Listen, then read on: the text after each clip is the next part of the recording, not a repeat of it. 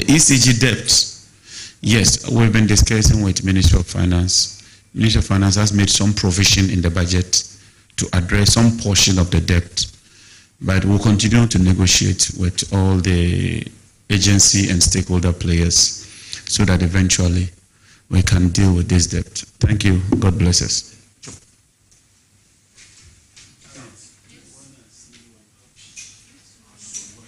All right. Thank you very much, Energy Minister, for that comprehensive presentation. Now, yes, hello, do I have your attention, please? All right. As I was indicating, some misleading claims have been made in the last few days about the staff of the Office of the President. I made it quite clear during the debate in Parliament what the exact position is. But just so that people are not swayed by the misinformation put out by the Honorable MP for the Damongo constituency, it is important for me to reiterate and clarify what the exact position is. To begin with, President Mahama made a firm commitment that he was going to cut down on the size of government. He put a specific number to the ministers that he will be appointing. Everybody heard him say he will appoint 60 ministers. That is including deputy ministers. He also made it clear that he was going to cut down on the number of political appointees at the Office of the President. Now, regarding ministers, he has done exactly as he promised. As I speak, he has made a total of 56 nominations for ministerial positions. All the ministers of state have been approved and passed by Parliament and have been sworn into office and are working, including my good self. There are deputy ministerial nominations currently before Parliament, and all of them have gone through vetting. We expect that they will be passed or approved by Parliament in the next few days, after which they will be sworn into office. There are 4 outstanding deputy ministerial nominations that His Excellency will be making, and as and when he makes them, we will make it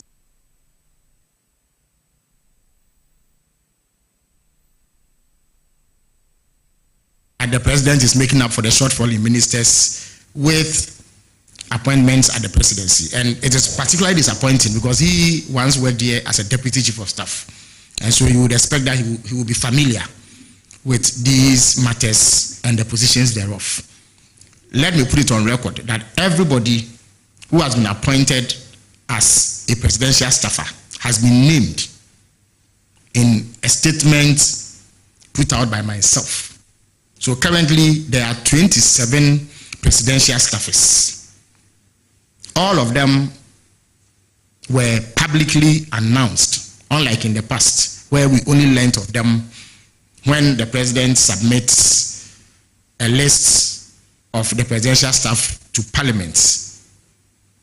This time, we went ahead to inform the people of Ghana about this list and left nobody in doubt about the numbers. In addition to these 27, 3 people have been appointed to assist with some specific interventions that the president wants to embark upon. And they are referred to as directors. They do not have the ranking of presidential staffers.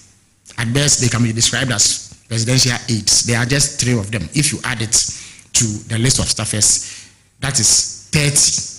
Beyond that, no other staffers or presidential aides have been appointed.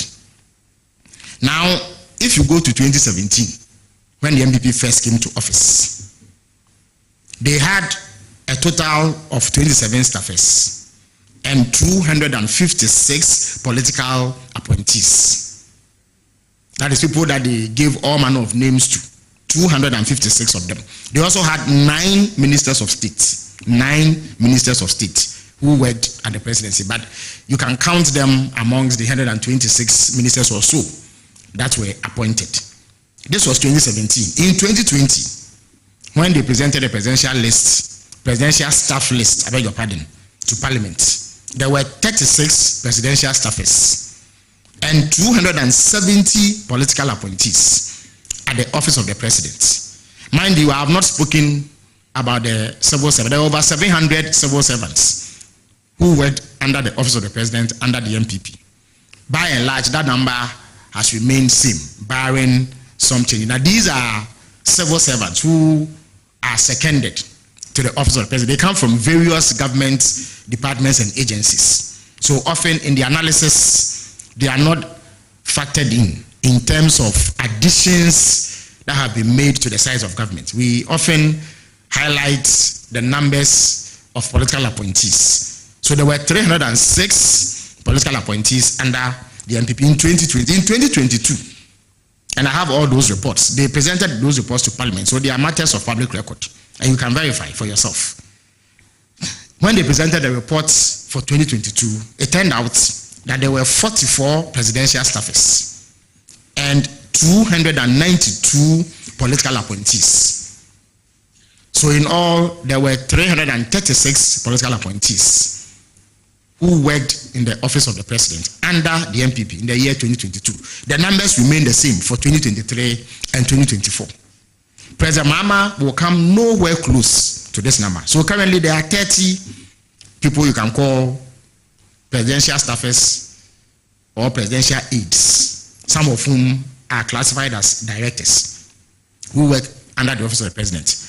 We are in the process of considering support staff for those who work at the office of the president. And we can state emphatically that it will be nowhere near half of what the MPP did when they were in power. So let the records be set straight that any claim that President Mahama has appointed 100 ministers and is hiding some in the presidency is blatantly false. The number of ministers who have been appointed is 56. The Honorable Jinapor is a member of Parliament.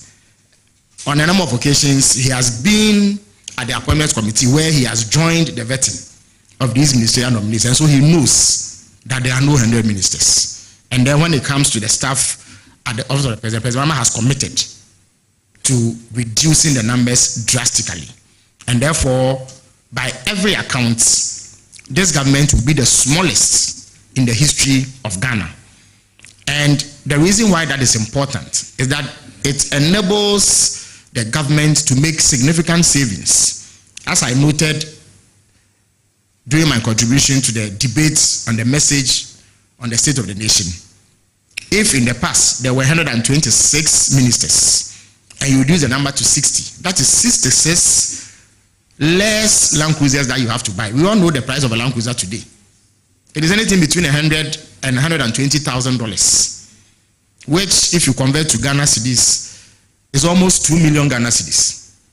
So if you are not buying 66 Land Cruisers, you can do the math and see how much money you will be saving for the people of Ghana.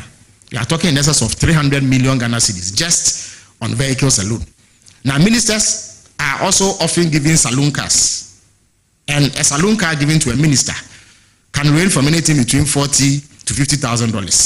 So if you are not giving 66 ministers saloon cars in addition to their Land Cruisers worth $40,000 to $50,000, you can do the math and see how much money is saved. In addition to that, it means that you are not going to operate an office for 66 ministers. And if you know what goes into setting up an office for a minister and the support staff that comes with it, and in the past, ministers were given fuel coupons, they were given all manner of facilities. Some had their DSTV paid, their light bills paid, their houses or bungalows had maid servants and gardeners and watchmen and other support staff. All of these are not going to be the case for 66 people, unlike was the case under the MPP. So significant savings are going to be made in that regard. So there can be no argument whatsoever about which government has kept fidelity to the need for prudence and modesty in the way that government is composed. Public funds are utilized to cater for the needs of these appointees. So I wanted to set that record straight. and debunk any notion that this government comes anywhere near what the MPP did when they were in power. Thank you very much. If you have any questions on the budget presentation made to Cabinet today and this subject relating to the number of ministers and the staff at the presidency, I'll be more than happy to take them. So there are opportunities for 3 questions, please. Yes, Kester. So, I intended to ask the Energy Minister this, but I'm sure you could help us. What do I tell the public about the fears of an impending Dumsor?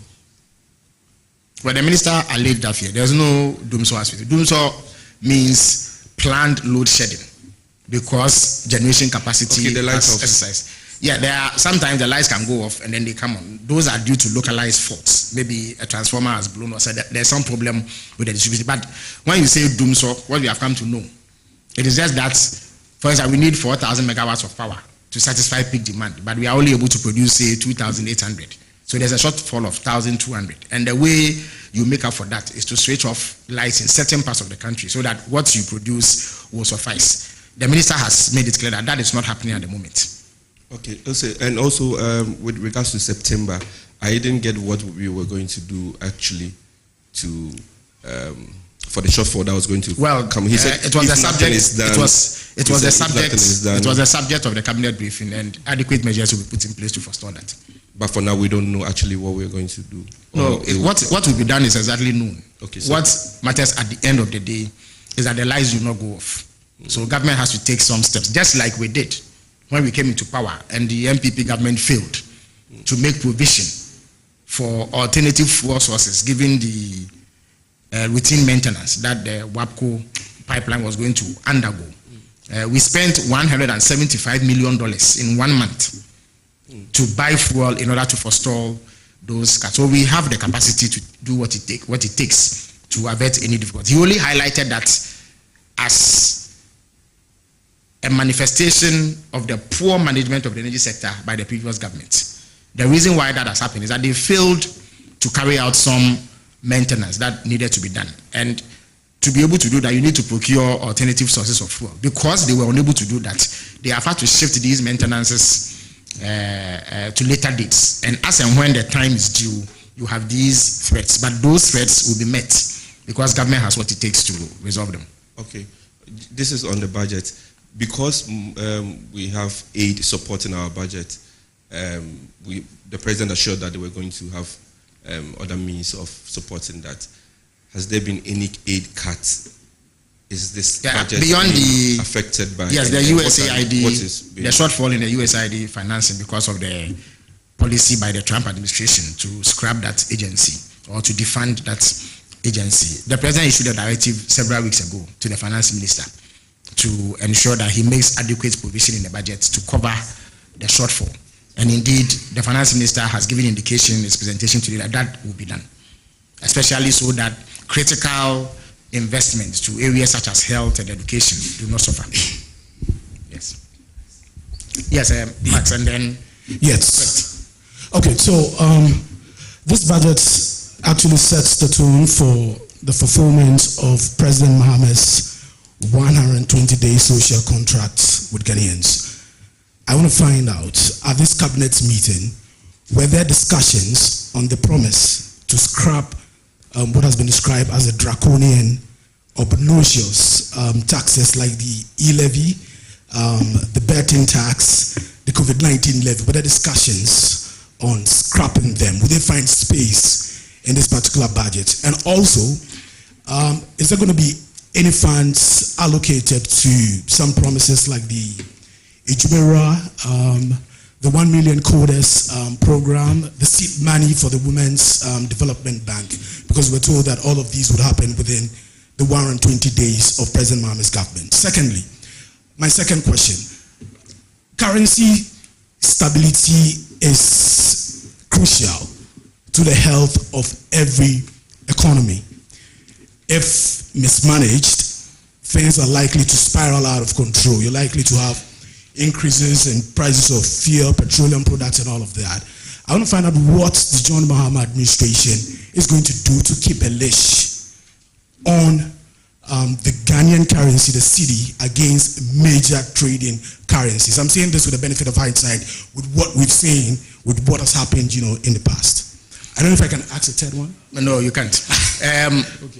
In terms of the 120-day social contract that President Mahama entered into with the people of Ghana, the finance minister has clearly indicated that we are on course to meeting those promises. So when on Tuesday he unveils the details of his budget, you will find that we have kept faith with the people of Ghana regarding the specific promises we made in the 120-day social contract. That is what I can say for now. In terms of managing the currency, yes, the finance minister will highlight measures both within the medium and long term aimed at addressing the fundamental weaknesses within our economy, one of which is rapid currency depreciation.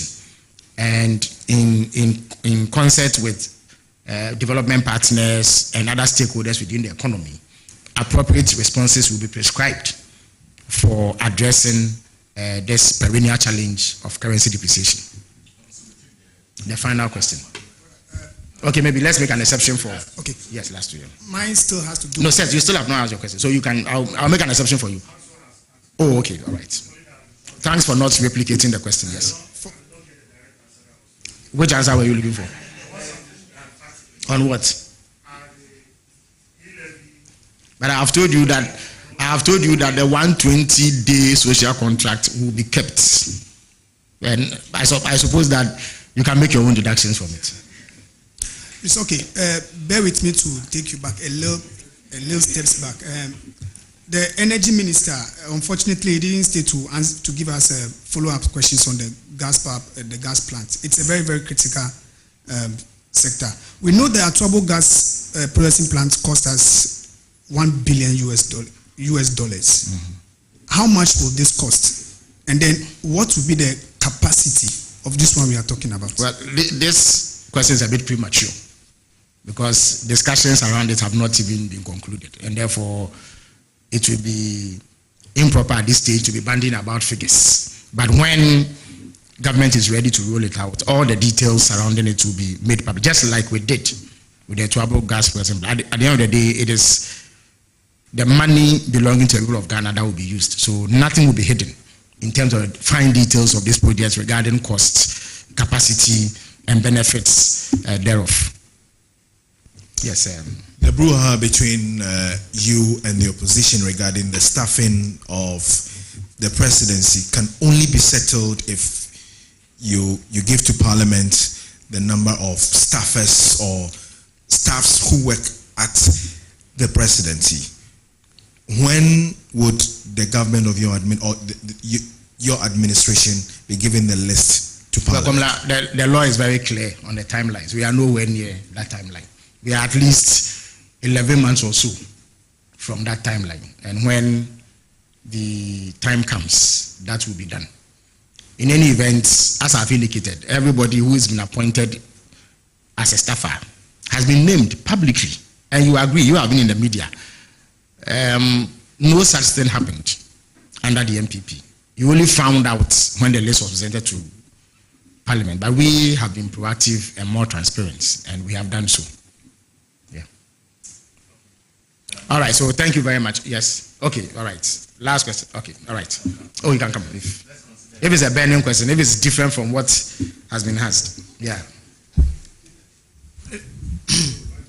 What is the theme for this year's budget, and has it got an acronym? Well, we are not big on sloganeering and empty catchphrases. What matters is that a budget that will meet the hopes and aspirations of the people of Ghana will be presented. And more importantly, it will address the problems facing the Ghanaian people in terms of the harsh economic climate that was bequeathed to us by the MPP administration. Thank you very much.